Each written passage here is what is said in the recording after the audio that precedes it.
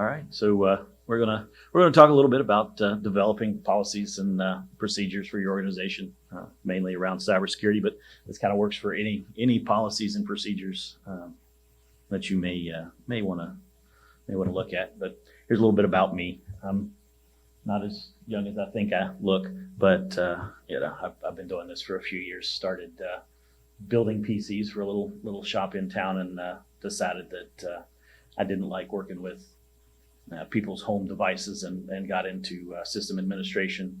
Found a pretty serious interest a little later on in cybersecurity, and it's kind of eaten me like a monster since then. So I've kind of taken a deep dive into more the business side, interestingly enough, of applying cybersecurity, which is kind of where part of this presentation comes from. I've got a master's in cybersecurity from University of Charleston here locally, and so shout out to them. They were out here, had a table, fantastic organization. Got my CISSP. I have a house full of humans and animals, so working from home has been wonderful and a challenge. And we were talking about that a minute ago. It's been interesting, and I'm glad to be back to somewhat a normal convention environment, to being able to come and see at least a few people, since we have more than the 4 that we started with a couple minutes ago. So that's fantastic.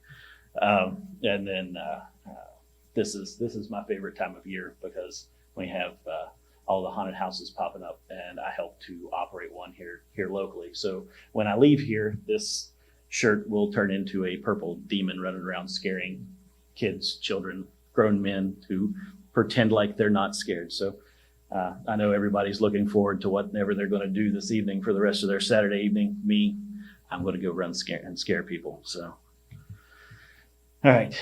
Speaking of scary things, we have some terms and definitions here. We're not going to spend a whole lot of time on them, but I like to kind of make sure that everybody's speaking the same language when we get started, because a lot of times people will have a slightly different point of view on, what the definition of a word is in their particular area of expertise. So, we're talking about policies, and these are just broad general statements that the management of an organization is going to kind of put forth that give you basic rules that you want to follow. Then kind of below those policies, you have additional things that aren't necessarily included in your policy, but they're standards, guidelines, processes, and procedures. A standard is going to be something that's really required, and we're going to get a little deeper into these things here in a few minutes, but just kind of give you an overview of where we're coming from in this discussion. And here we go. It's again, so we're going to talk a little bit about risk and how that informs your policies and your processes going forward. So having a clear definition of how you understand what that means is going to be important. So we'll start at kind of the bottom of that stack with vulnerability, which is really very simply just a weakness in whatever process you have. It can be a weakness in a system and how it operates. It can be a weakness in how data, either digital or physical, moves through your organization, but it's a weakness in that process. A threat then is just going to be anything that can smack that process down and tell it, nope, you're not going anywhere today. And then we have what most businesses are concerned about, and that's the risk. What is this going to cost us at the end of the day if one of these threats comes through? And this is really what you're going to build your policies off of in a lot of instances. You're going to look at these risks and say, okay, what rules do we need to have in place in order to make sure that everybody in the organization knows what they need to do in order to help build a consistent set of processes and keep our business moving the way it should.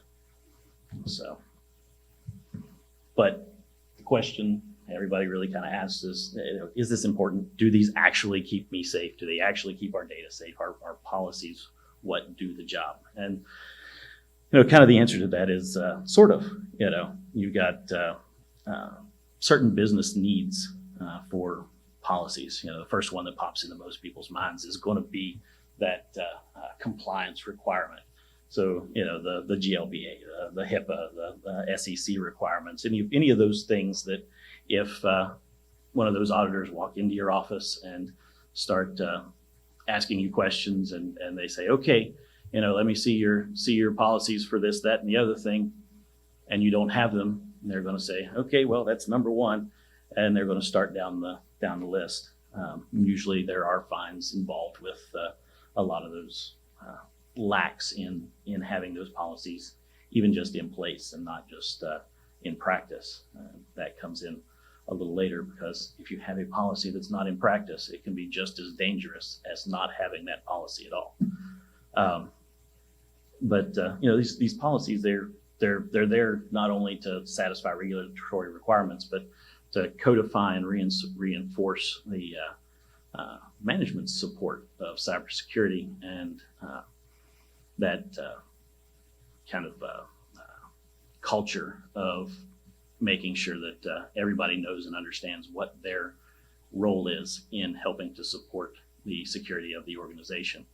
And it helps to clarify that process and improve that ability to be consistent in your cybersecurity and in training and delivering that information that end users need to be secure and to operate in a manner that fits within the parameters that they need to in order to be secure.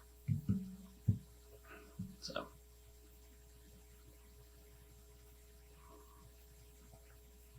How many of you are granted the power to create policy for your organization just right out of the gate?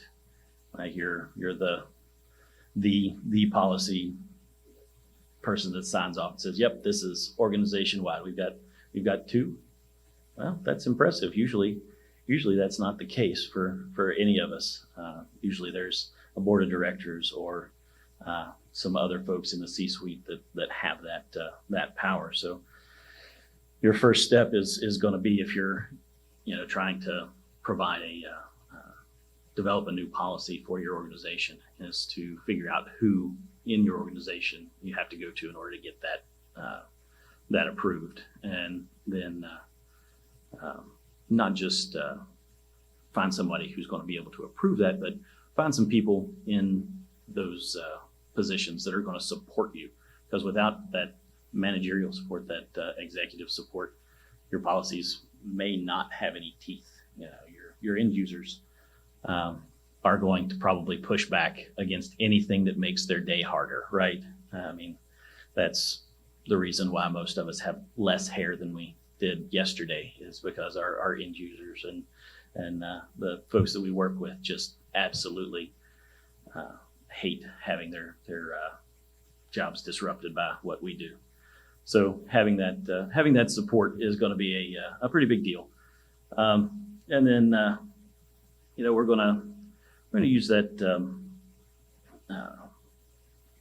relationship that you're going to develop with those executives to kind of focus on talking to them in a way that they understand. Your business folks, the C-suite, they don't speak our language, right? You start talking about firewalls and passwords and just about anything else that has to do with technology, they start to glass over, right? You get that blank stare and they're like, okay, just tell me how much is it going to cost, and then the answer after that is usually no, because it's going to cost them some money. So what you want to do is really take a look at this policy that you're trying to develop from their point of view and present it in a risk-based manner, something that tells them, what is this going to reduce? What risk is this going to minimize for us? Do we have a particular risk that we are looking at that is costing the organization money or is reducing the amount of productivity in the organization. And so if we put this policy in place and follow the policy, part 2, then we're going to see an improvement in either lower cost because we're not having to deal with as many issues, or in better productivity. So you're talking to them in this manner that they understand this risk management language. And then when you're, I really don't like trying to scare people, at least not during October. It's all fun and games to jump out and say boo on Halloween, but to take in and use that fear, uncertainty, and doubt to try to drive your agenda forward is probably the wrong way to go about it. But it's not a bad idea to at least make use of the market information that's out there to help support your risk analysis. It lends some credibility to what you're showing management if you have examples of similar activity with other organizations in your industry, to be able to say, hey, this is happening. It happens, at least this frequently to other organizations in our vertical, and so this is where I got that kind of likelihood percentage that we will probably be hit by the same type of thing, and we need to put those walls up. So don't use that fear as your primary tool. Use it as a tool to help underscore and support your other bits of information that you're providing to them to develop your policy plan here. So your policies are going to have a life cycle, just like everything else that we talk about frequently in cybersecurity and developing a cybersecurity program. The policy is cyclical, and it's a living document. We've got 4 stages that we're gonna talk about here just briefly. So the first is identify, you create, implement, and maintain. And each of these stages is important, and they each have different measurements of success and win conditions, if you will. So we'll talk about each of those. That first step, identify, is where you need to figure out what this policy is that you need. And this is where you start that risk assessment process. I think there have been a few talks today where people have either briefly mentioned risk assessment or kind of gone into a little more detail there. But in general, you're going to look at your organization and you're going to say, what risks do we have? Are we looking at a particular system that is older than it should be, isn't being updated, and we need to deal with that? Are we looking at a bunch of systems or a march of systems that are coming up in the next few years, and we need a policy that says, okay, we need to have a life cycle management policy for our devices? What's the risk there? So you're going to start that process of determining, what types of vulnerabilities you have, what types of threats there are out there that are potentially going to make use of those vulnerable systems, because they're going to be unpatched over the next few years. And then, you may have various regulatory requirements. We kind of mentioned that earlier. You have your HIPAA, PCI DSS, those organizations that part of their assessments and their requirements have certain policies that you need to have in place. And that may present as a risk, not just to the bottom line in fines, but in the case of something like PCI DSS, you may no longer be able to process credit cards. So at that point, that is a different type of risk to the organization. It's not so much an initial monetary fine, but an inability to conduct business the same way you did yesterday, which hurts the bottom line. And that's one of those things that our business leaders and decision makers don't like, when those types of failures hurt that bottom line that kind of way. And then, you may have a decision that's been fired off from upon high that says, okay, guys, we've decided that we're going to implement XYZ framework. And that framework may have some various policies that are recommended, or the map from other particular best practices. So you're going to identify what those policies need to be, and then you're going to start collecting data. You're going to start looking at what parts of your organization are going to be affected by the policies, because potentially a policy that you put in place may not affect the entire organization. It may be a policy that only affects a small subset of the organization, a particular operations group.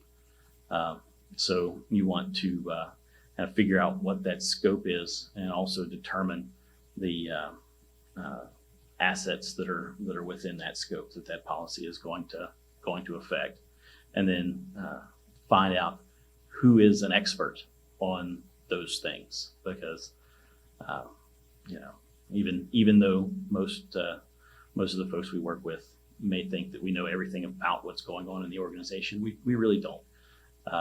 And so finding people that understand the processes of each of these different groups within our organizations will help us to build a policy that makes sense for that group or for that part of the organization.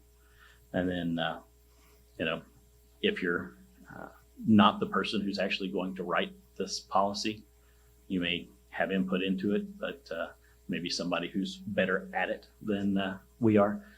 At that point, you need to also try to identify who that's going to be and get them on the team. Because in a lot of cases, especially in larger organizations, these policies aren't going to be developed in a vacuum. They're going to be a group effort.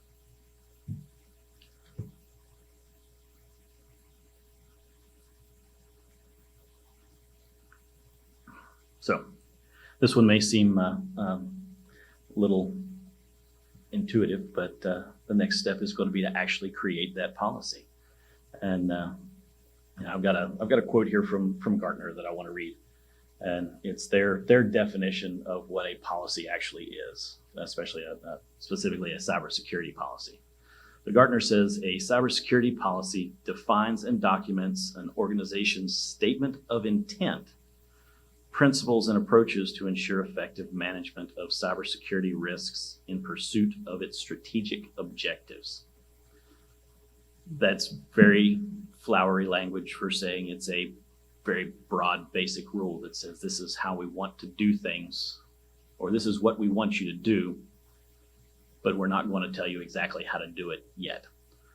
Let's see here. There is an example I've got here of a good policy statement is one from actually from the White House.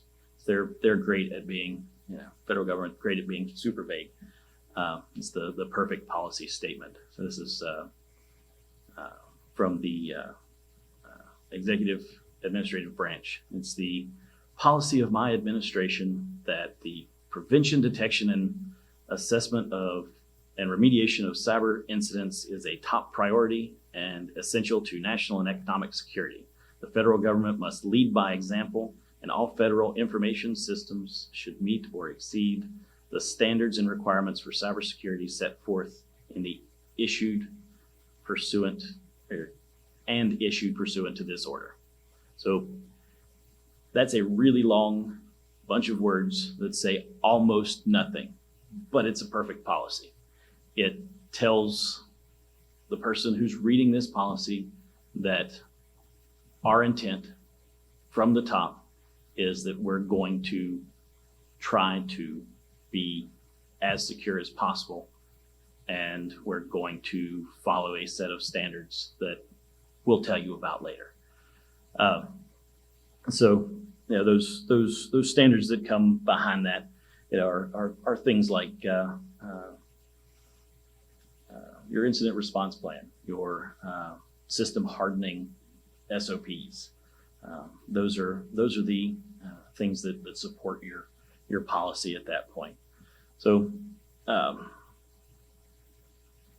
as you work through trying to determine what policy you're going to build, you're going to go through a review process. And a pretty good idea and going through this review process is going to be to take that policy and walk it out to the folks it's going to affect. Not everybody, but find some people who are part of the organization, real people out there that know how those processes work, and kind of tabletop through how that policy is going to affect their operations, and take their input and go back, and if they have massive changes or small changes, rework that policy until it is something that your end users are going to find acceptable, but still meets the need that your organization has to implement some sort of a set of controls that support that policy. And then, of course, once you get that ready to go, you're going to take that policy up and hand it to that individual who's going to sign off on it, be it the board of directors, your C-suite, the manager for a particular operations group, or you, and get that policy signed off on. Right here, before we move forward, I want to take a quick look at a sample policy from SANS. And so we can see, or at least you guys can see, that this policy, be scrolled down. Give me just a second here so I can see it too.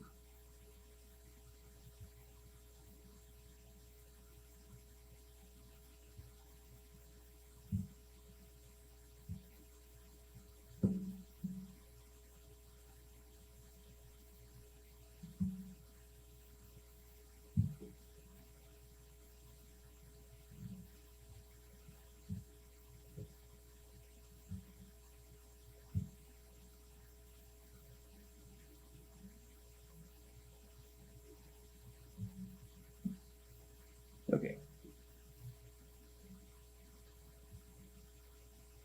So this is just a sample policy I pulled off the internet from the SANS Institute. They provide these under a kind of a free to use, non-commercial way. But this policy is a password protection policy. Nothing super exciting or super fancy. Has a kind of an overview. It gives a brief description of what the policy is about and the kind of the reason for the policy. And then, as we kind of mentioned before, provides some information about the scope of the policy. Who does it apply to, and what we're gonna do as part of that policy. So get into the meat of the actual policy itself. You see there are statements like all user level and system level passwords must conform to the password construction guidelines. It doesn't tell you what those guidelines are because this is just the policy. A good policy is going to be very, very simple, very concise, and very clear. And if there's any more information that needs to be addressed, any specifics about the how that's involved in a policy, you're going to do that in either your standards, your guidelines, or your procedures. And those documents are going to be separate. It makes it easier to maintain your policies if they're broad and very simple. You have to go back and change them less. You have to get approval less often if you're working with your standards and your procedures from that policy approval standpoint, and it becomes a lot more scalable and a lot easier to deal with your overall policy suite. A couple other key parts of a policy that I really kind of think are important as you're putting one of these together is that they have a compliance section here that kind of talks about who is going to be in charge of making sure that you guys are following the rules, or that everybody in the organization is following the rules. Again, it doesn't necessarily say how specifically. It does give some examples of how that might happen, but it does kind of inform the reader as to what to expect as far as oversight, and then provide some of those teeth that we talked about in the case of non-compliance. So I read a lot of policies that have no non-compliance in them, and at that point, if there's no sort of a negative to not following a policy, is anybody actually going to follow that policy? They're not. They're just going to say, okay, Bob in IT said I have to have a strong password and not stick it underneath my keyboard, but I never see Bob, and he doesn't. He's not the boss of me anyway. Nah. So I'm not going to do that. And then I have passwords not just under my keyboard, but all over my cubicle because I can.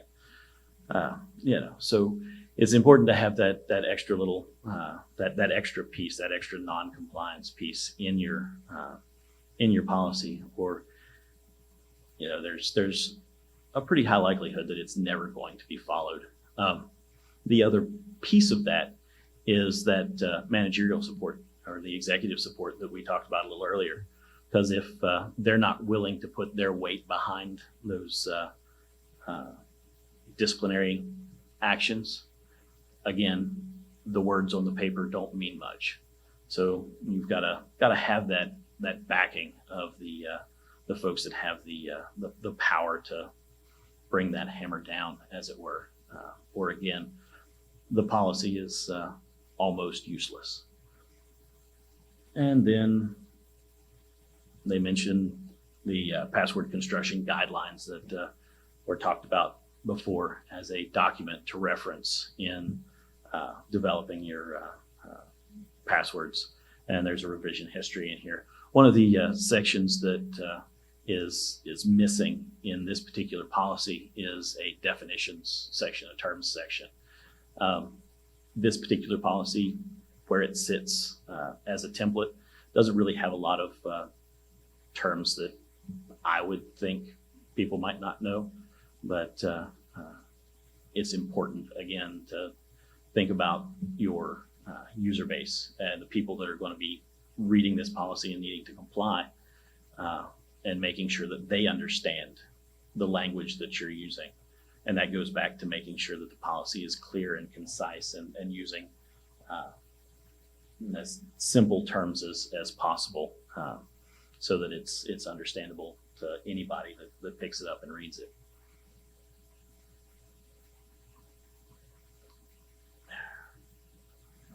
Not too bad.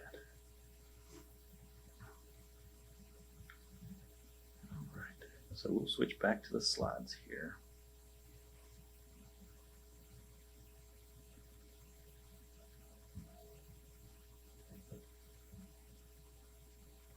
Poor little laptop. It's decided it's Saturday too, and it doesn't want to do its thing. It's just chilling. It's in turtle mode.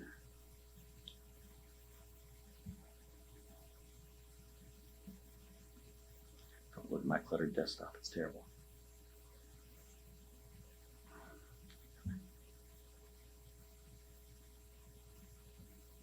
We might get back to the slides.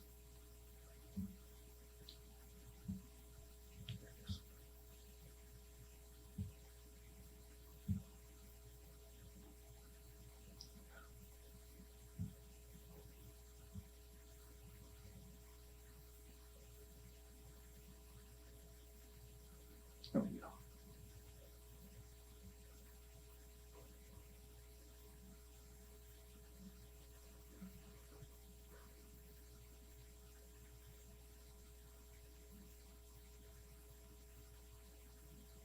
Okay, so we've gotten approval.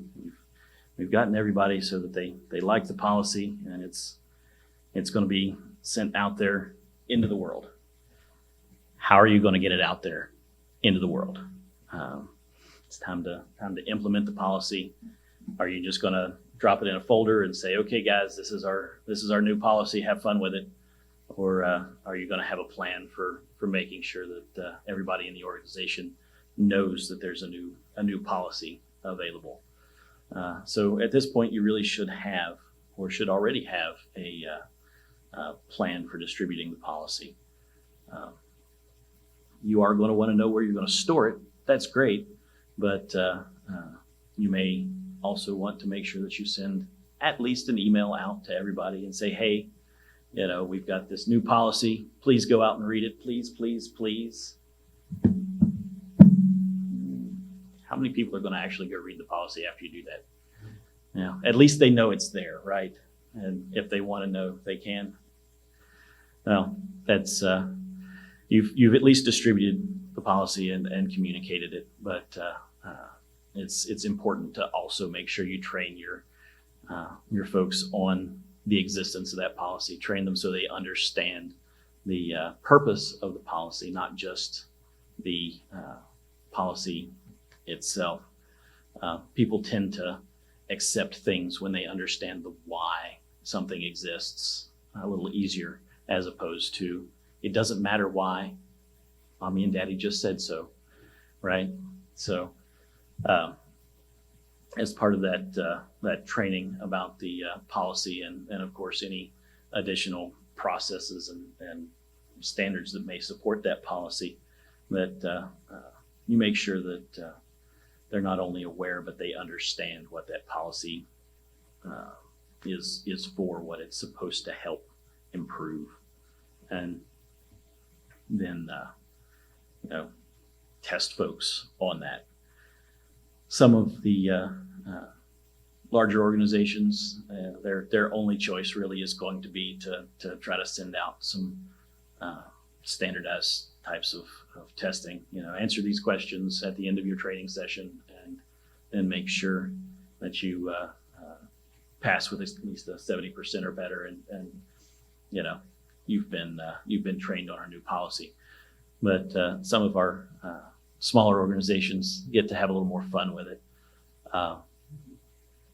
Some of the things that I've seen people do is just go out and just randomly sit down with individuals in their organization and strike up a conversation as awkwardly as possible about the new policy that's been put in place, and then try to gauge their those folks' understanding, and then scurry back to their office and make notes that Sue gets it or Bob does not.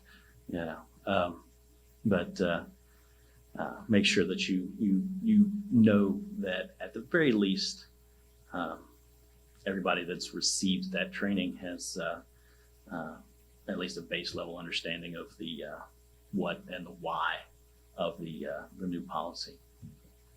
So I've mentioned a couple of times the different supporting documents that you'll have for a policy, standards, guidelines, procedures. These are really the how part of your policies, but they are not in your policy specifically. These are documents that are going to be separate entirely from the policy and referenced there.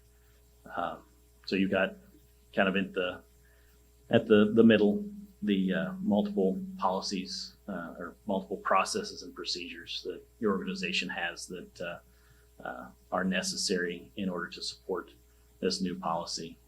And these are step-by-step instructions. These are standard operating procedure documents of the how to comply with the policy as it's written. These are things that could be like incident response plans, the actual plan, the step-by-step of if this incident happens, this is what we're doing, 1, 2, and 3. A standard operating procedure for new user creation. That's going to have steps that include that password creation policy, password protection policy that was kind of looked at a few minutes ago. You're going to have to potentially have workstation setup procedures that are governed by your policies and will be affected by those policies, and are going to have to support what those policies are saying so that those operations are in compliance. And then you've got standards that kind of dictate how the processes are performed, but are also defined by your policy. And standards are lots of things, actually. They could be anything from a framework like the NIST CSF framework, or they could be internal frameworks, internal standards that you develop for your particular system hardening. They could be the documents from CIS for system hardening that are referenced by the policy that say this is how we set up a workstation in a policy that says this is the standard for how we want you to apply systems, new systems to the network. And then you have guidelines, which are very similar to policies, it's definitely the end of the conference. It's almost time. But you've got guidelines are less strict. Standards typically are required, whereas a guideline is going to be something that is semi-optional. You may have a policy that says we need to protect our passwords, and there may be a guideline that says we would like you to use a password manager. And we don't necessarily care what password manager you use, but here are a few that we might suggest. You don't have to use these, but just as a general guideline, these are good. So it's not required, but heavily suggested. And that leads us to the final or first stage in the life cycle of a policy, which is to maintain that policy. And this is the really, really fun part, because you get to sit there and try to figure out if it worked. I say that with a little bit of sarcasm, because trying to keep track of all of this is depends on the person, but not necessarily as fun as it could be. So you're looking to really measure several different things about your policy in its life cycle in order to determine what to do next. And so you're looking to measure the effectiveness of the policy itself. You're looking to evaluate if it was useful. Did it have a positive impact on some risk in the organization? Did you achieve a level of awareness across the organization that everybody is like, okay, yeah, I know this policy exists. And did you get to a point that is acceptable, that they sort of understand what it is you want them to do? And then you want to try to measure that compliance. This information you're going to take and you're going to feed that back into that review of the policy on some sort of a regular basis. for a lot of policies. At the very least, you're going to want to try to take a look at them annually to make sure that they're doing what they're supposed to. If a policy is no longer useful, if it's not providing the desired effect as far as preventing negative impact on the organization, it's time to remove it. If you have an ineffective policy, it's a risk. That policy becomes a risk in and of itself. If the policy is not making it out to everybody that it needs to, if people don't understand the policy, then they're likely not going to be complying with the policy, and then you've missed the mark on getting that policy actually implemented.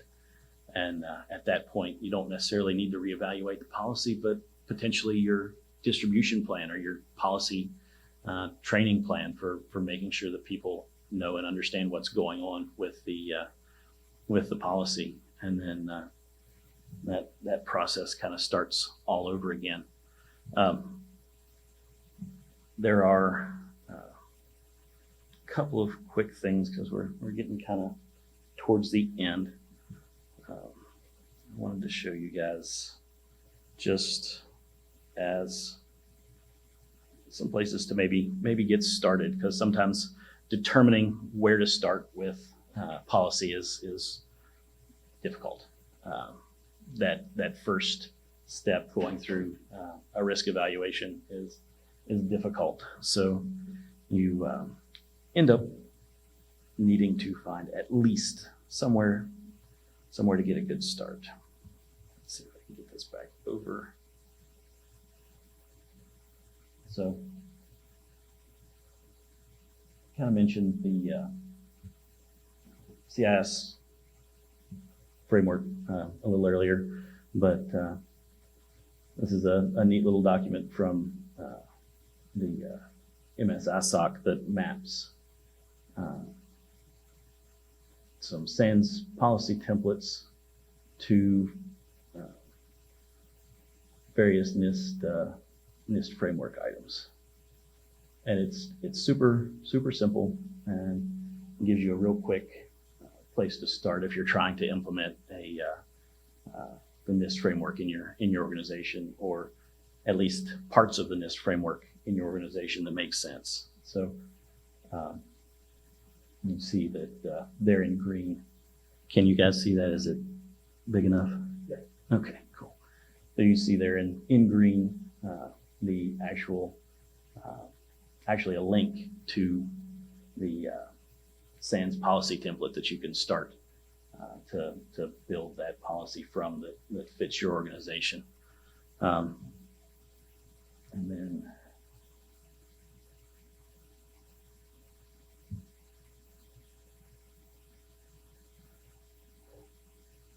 this is a NIST document, but has a lot of good information about specific risks that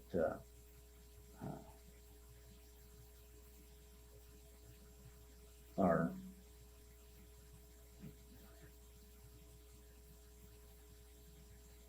I may not scroll all the way down there. It's like page 28.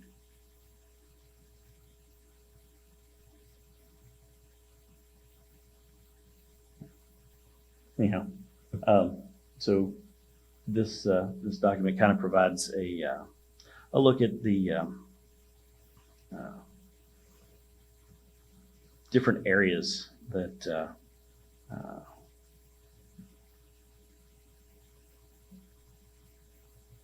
good, I did it again.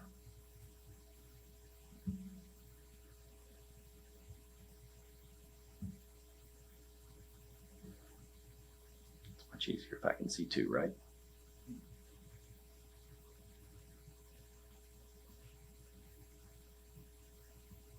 That's still big enough for you guys to see out there. Is it not? Oh, good. That's fantastic.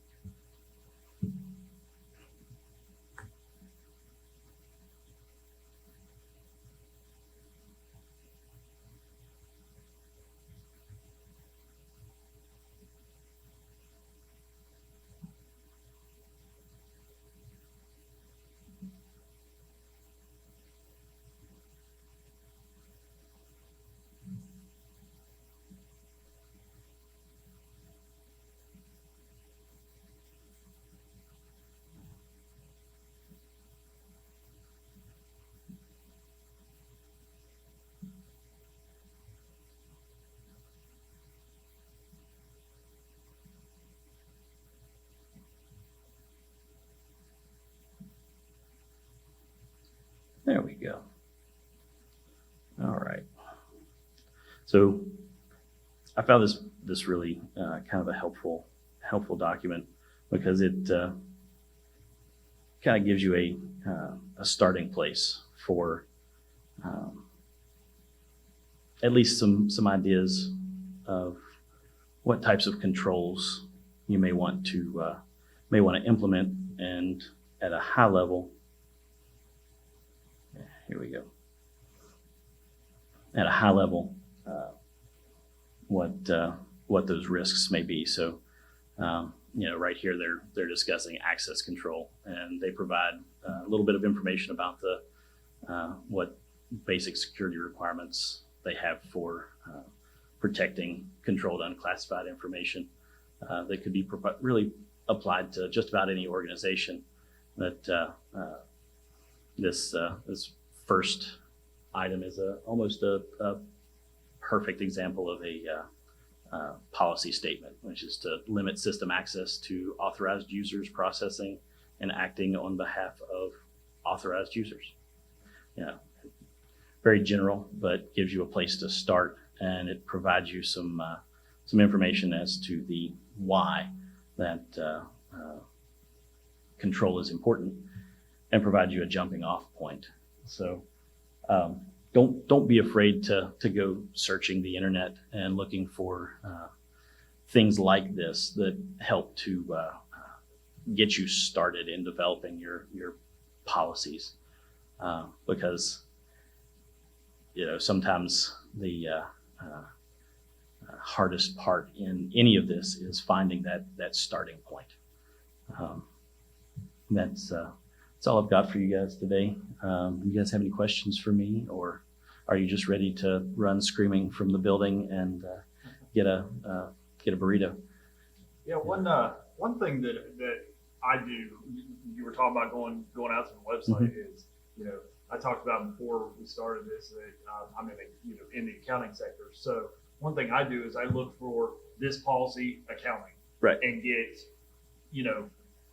see what other people are doing, and also reach out to other accounting firms. So it's like, hey, what are you doing? So it helps give you some ideas. You don't want to just copy and paste what they have, because it really benefits from writing out your own. Yeah. But at least get some ideas. You're like, hey, I never thought about this, or hey, I never thought about doing it this way because of our specific type of software that we use, or things like that. So yeah, exactly. Another great resource is industry peer groups. We've got groups like SecureWV and those that are kind of broad, but within individual verticals, there are peer groups for cybersecurity and IT in general that could be very good resources to talk to other individuals about the types of policies that they put in place, types of controls that they have that they've seen that are effective, and what potentially controls aren't effective at all, and they just make everybody mad. So those peer groups, in addition to doing that research on your own, are also a fantastic resource. So it's another reason to get involved in the communities that we have, which are fantastic. So anybody else? Yeah, everybody's sleeping out there. It's the end of the day. Made it to the end. I have kind of a monotone voice. It's kind of soft, so maybe a little soothing. Probably wouldn't put it on your Echo device to help you get to sleep at night, but at the end of a day like this, it's probably not helping anybody. So, all right, guys. Well, thank you for staying, and I appreciate it. And you guys have a great rest of your weekend. This talk was a part of our 2022 Secure West Virginia Lucky 13 conference. If you would like more information about this talk or our speaker, check the description below. And if you enjoyed the content, consider liking and sharing this video. For more information on Secure West Virginia, or you want to stay updated with the latest upcoming events, follow us on Twitter @SecureWVCon, or visit our website, securewv.org. We would also like to thank our 2022 sponsors for being a huge part of Lucky 13's success.